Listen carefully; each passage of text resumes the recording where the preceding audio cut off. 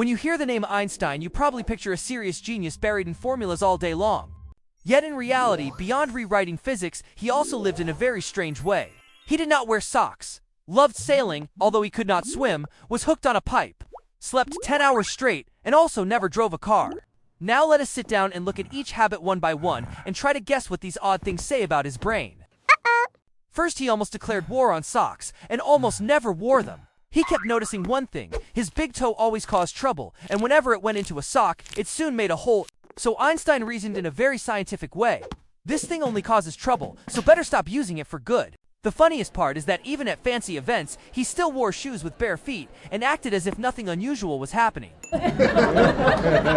It sounds funny, but it is deep. Whenever his mind judged something useless, he cut it out and saved room for bigger questions. The second habit sounds even more daring. Einstein loved sailing so much that he went out on the lake to sit and think for hours. It sounds romantic, but there is one tiny detail: he did not know how to swim. Friends told many times how his boat was hit by strong wind. The mast broke, it almost capsized, and someone with a motorboat had to tow him back to shore.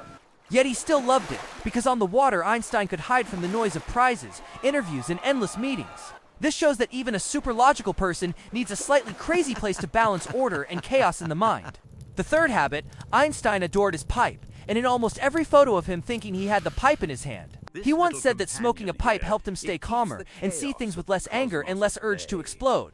When his doctor finally insisted that he must quit tobacco, Einstein agreed, but he only gave up the tobacco and not the pipe itself. From then on, he held an empty pipe with no smoke, just so his mouth and hands felt familiar, as if he flipped a switch that said, "Now it is time for the brain to work." Everyone has a personal charm for focus. For some, it is a cup of coffee, for others a piece of music. And for Einstein, it was this empty pipe. While many people brag that they sleep only 5 hours and still function, Einstein went big and slept around 10 hours each night, plus small naps in the day. Sometimes he sat in a chair holding a pen, his eyes closed for a short nap. The pen dropped to the floor with a small sound and he woke up and kept working. Many stories say that good ideas appeared while he was half asleep and half awake, as his brain played with pieces of what he had read during the day.